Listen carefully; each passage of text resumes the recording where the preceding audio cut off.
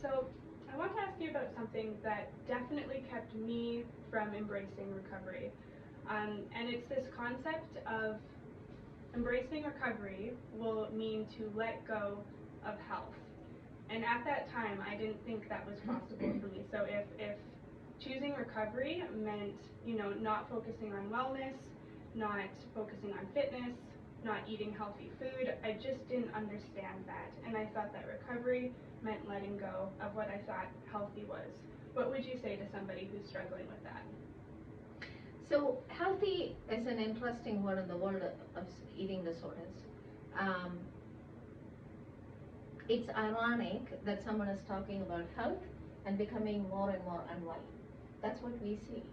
So we try to find our language around it, but really the best way I have found of saying it is healthy is a placeholder.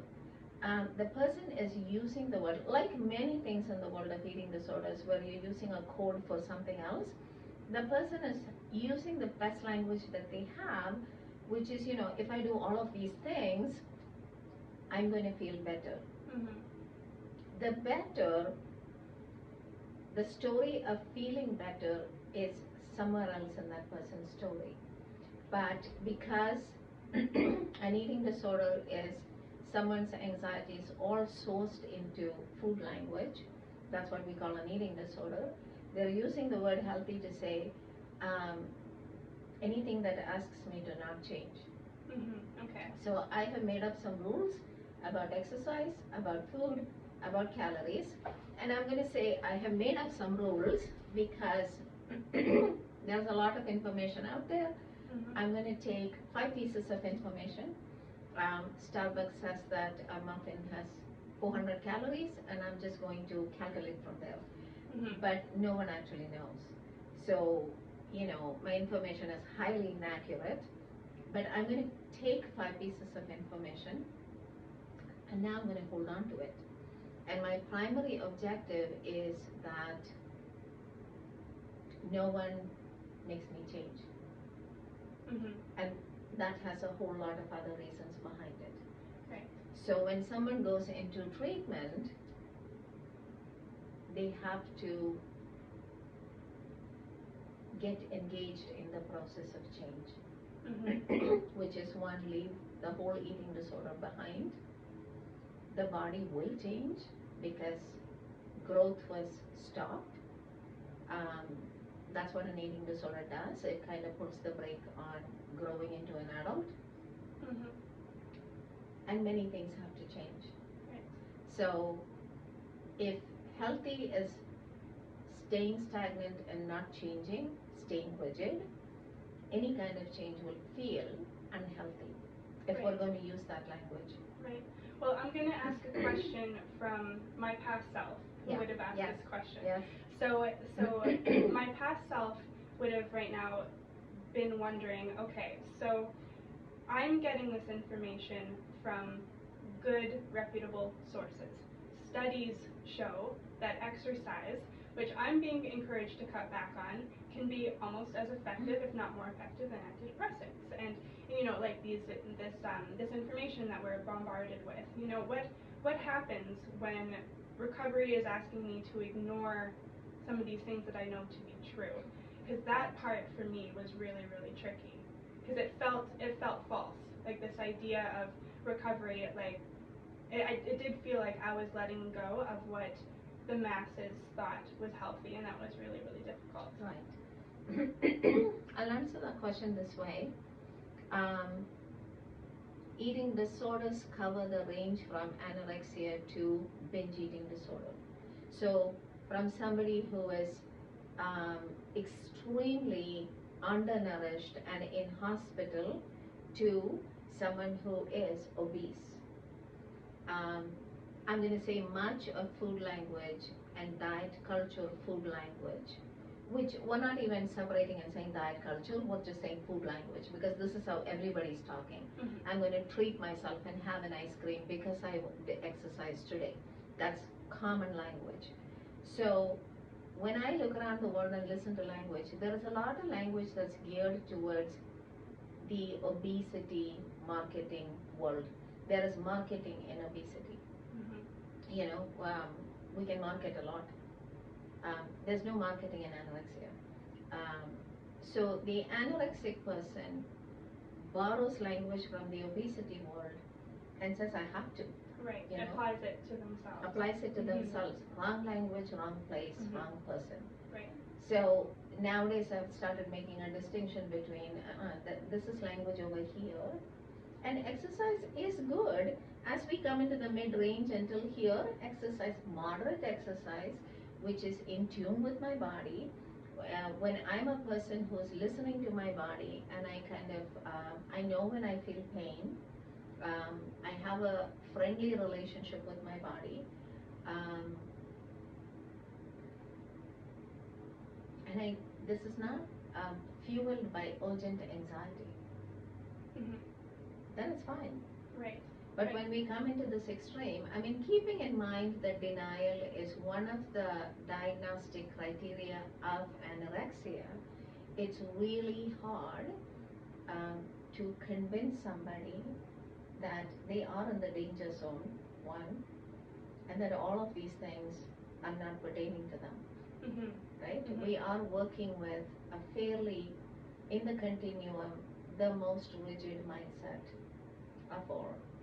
So, well, so from my experience of going through this process, and then from what you're saying, is that the recovery is not demanding that you let go of health and become a quote unquote unhealthy, lethargic person that doesn't take care of themselves. That's not what's going to happen. What's going to happen is that your definition of what healthy is will be reflective of something that is grounded and not disordered. So that's what's going to have to shift and change to encompass true health, right? And that's a gradual process. So you're not going to be letting go of health, you're just going to be embracing health in actually a more full-bodied and true sense than you were in your disorder by switching these definitions for yourself. Sometimes, the argument coming towards me is very black and white.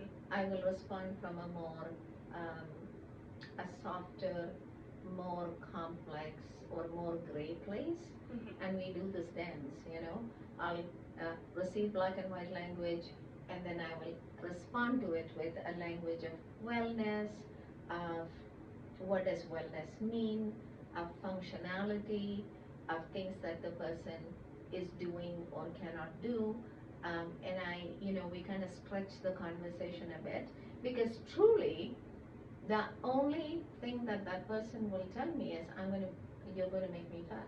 Right. It's and that's very, another very thing simple. I wanted to say is, yes, the therapist doesn't want to make you unhealthy or fat. Yes. Right. That's not the goal, and that's something that I wish I had understood much and sooner. Sometimes nowadays I'll say it plainly, we are not going to make you fat.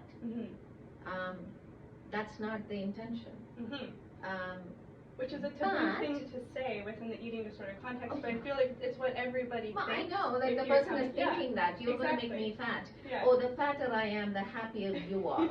You know, so you're going to put all kinds of secret things inside my meal plan, and and all of that. So we make the language really plain. Yes, these are all the scary things we're going to do, because we have to get out of this circular negotiation that the person is trapped in, right? The person knows it's a trap. They are feeling trapped. And I actually go around the corner and talk to the person. I know that behind the screen there is a person or behind the front there is a person who is feeling very cornered by the eating disorder. So I go behind and speak to that part. Let's both stand side by side and take a look at the eating disorder, right?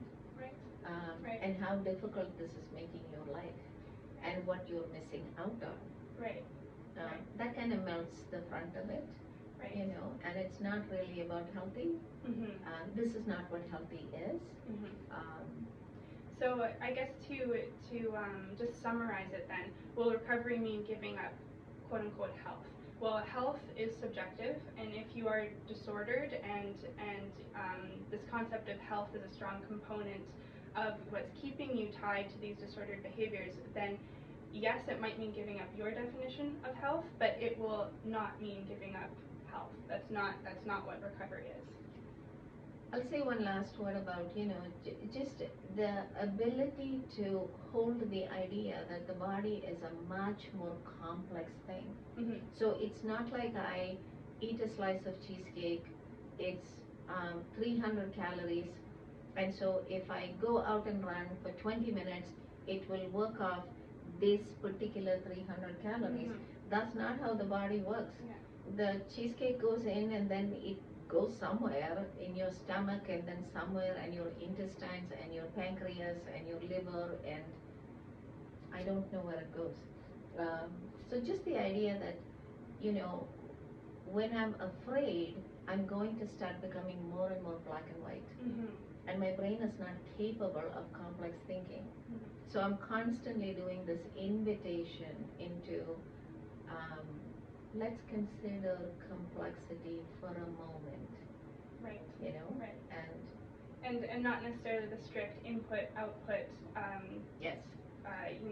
Correlation that we think that Yes. these things Yes. have, which in and of itself is a scary step to let go of that thinking that you can actually control these things. Well, I mean, numbers make everything manageable, right? I have finally come to understand that in eating disorders, the tip of the iceberg, when I meet somebody, the part that you can see is obsession with numbers.